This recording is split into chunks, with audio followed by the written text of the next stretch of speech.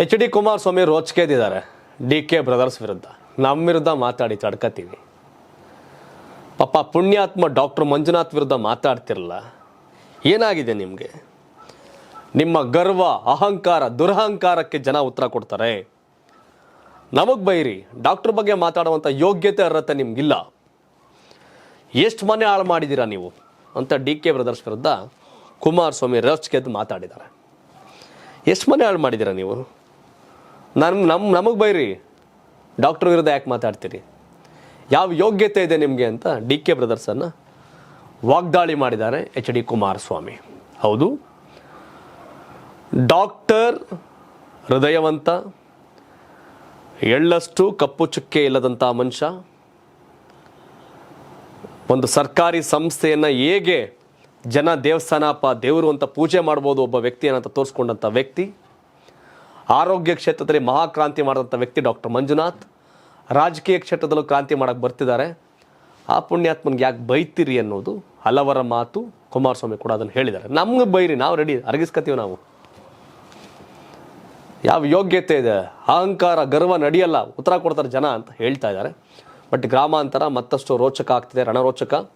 BJP ಅಭ್ಯರ್ಥಿಯಾಗಿ doctors Manjunath, CN Manjunath, BJP JDS ಮೈತ್ರಿಕೂಟದ ಅಭ್ಯರ್ಥಿ. ಕಾಂಗ್ರೆಸ್ಸಿಂದ ಡಿ ಕೆ ಸುರೇಶ್ ಕಂಟೆಸ್ಟ್ ಮಾಡ್ತಾ ಇದ್ದಾರೆ. ಡಿ ಕೆ ಶಿವಕುಮಾರ್ ಬ್ರದರ್ 3 ಸಲ ಆಗಲೇ MP ಆಗಿದ್ದಾರೆ ಡಿ ಕೆ ಸುರೇಶ್. ಬಟ್ ಈ 3 ಚುನಾವಣೆಗಳು ಹೋಲಿಕೆ ಮಾಡಿದ್ರೆ ಇದು toughest election. By election Anita Kumaraswamy ವಿರುದ್ಧ ನಿಂತು ಗೆದ್ರು. ತುಳಸಿ ಮುನ್ರಾಜುಗೌಡ BJPಯ ಸಾಮಾನ್ಯ ಕಾರ್ಯಕರ್ತ, ಅವನ ವಿರುದ್ಧನೂ ಗೆದ್ರು 14ರಲ್ಲಿ. ಅಶ್ವಥ್ ನಾರಾಯಣ್ ವಿರುದ್ಧ JDS ಕಾಂಗ್ರೆಸ್ ಮೈತ್ರಿಕೂಟದ ಅಭ್ಯರ್ಥಿಯಾಗಿ ಡಿ ಕೆ ಸುರೇಶ್ 19ರಲ್ಲಿ ಗೆದ್ದರು. ಬಟ್ ಈ ಚುನಾವಣೆ ಭಾಳ ಟಫೆಸ್ಟ್. JDS ಅವ್ರು ಕೋಟ್ ಮಾಡ್ತಾ ಇರೋದು ಏನು ಅಂತಂದರೆ, ನಿಸ್ವಾರ್ಥ ಡಾಕ್ಟ್ರದು, ಸ್ವಾರ್ಥ ನಿಮ್ಮದು.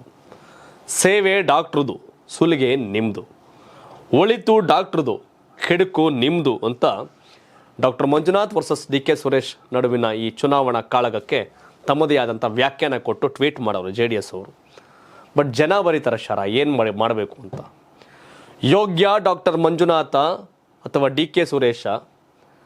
ಯೋಗ್ಯ ಯಾರು, ಅಯೋಗ್ಯ ಯಾರು ಅಂತ ಜನ ತೀರ್ಮಾನ ಮಾಡ್ತಾರೆ. ಕುಮಾರಸ್ವಾಮಿ ಎಷ್ಟೇ ಭಾಷಣ ಮಾಡಿದ್ರು, ಯೋಗ್ಯ ರಾಜಕಾರಣಕ್ಕೆ ಬೇಕಾ, ಯಾರು ಬೇಕು ಅಂತ ಜನ ತೀರ್ಮಾನ ಮಾಡ್ತಾರೆ. ಕುಮಾರಸ್ವಾಮಿ ಅವರು ವಾಗ್ದಾಳಿ ಮಾಡಿದ ತಕ್ಷಣ ಚೇಂಜ್ ಆಗಿಬಿಡುತ್ತೆ ಅಂತೇನಿಲ್ಲ. ಯಾಕಂದರೆ ಜನ ನಿರ್ಧಾರ ಮಾಡೋದು ಬೆಂಗಳೂರು ಗ್ರಾಮಾಂತರದ ಜನ. ಈ ಹಿಂದೆ ಕನಕಪುರ ಅಂತ ಕ್ಷೇತ್ರ ಇತ್ತು. ಅವತ್ತು ದೇವೇಗೌಡರನ್ನ 2002 ಬೈ ಎಲೆಕ್ಷನ್ ಜನ ಗೆಲ್ಲಿಸ್ತಾರೆ. 2004 ಎಲೆಕ್ಷನಲ್ಲಿ ದೇವೇಗೌಡರನ್ನ ಜನ ಸೋಲಿಸ್ತಾರೆ ಅಲ್ವಾ? ಸೊ ಹಾಗಾಗಿ ಅಲ್ಲಿಯ ಜನ ತೀರ್ಮಾನ ಮಾಡ್ತಾರೆ. ಕುಮಾರಸ್ವಾಮಿ ಅವ್ರದ್ದು ಅದೇ ಕ್ಷೇತ್ರದಲ್ಲಿ ಓಟಿದೆ, ಕೇತ್ಕನಹಳ್ಳಿ ತೋಟದ ಮನೆ. ಬಟ್ ಬೆಂಗಳೂರು ಗ್ರಾಮಾಂತರ ಚುನಾವಣೆಯನ್ನು ಯೋಗ್ಯ ವರ್ಸಸ್ ಅಯೋಗ್ಯ ಅಂತ ಬಿಂಬಿಸೋಕೆ ಕೊಟ್ಟಿದ್ದಾರೆ ಅಲ್ಲ, ಆ ಥರ ಕ್ಯಾಂಪೇನ್ ಮಾಡ್ತಿದ್ದಾರೆ. ನಾವೆಲ್ಲ ಡಾಕ್ಟ್ರು ಯೋಗ್ಯರು, ಡಿ ಕೆ ಸುರೇಶ್ ಸ್ವಾರ್ಥ, ಸುಲಿಗೆ, ಕೆಡುಕುತನ ತುಂಬ ಐತೆ ಅಂತ ತೋರಿಸ್ತಾ ಇದ್ದಾರೆ. ಬಟ್ ಅದನ್ನು ಜನ ಡಿಸೈಡ್ ಮಾಡಬೇಕು. ಏನೇ ಆದರೂ ಜನ ಡಿಸೈಡ್ ಮಾಡ್ತಾರೆ ಯೋಗ್ಯ ಯಾರು, ಅಯೋಗ್ಯ ಯಾರು ಅಂತ.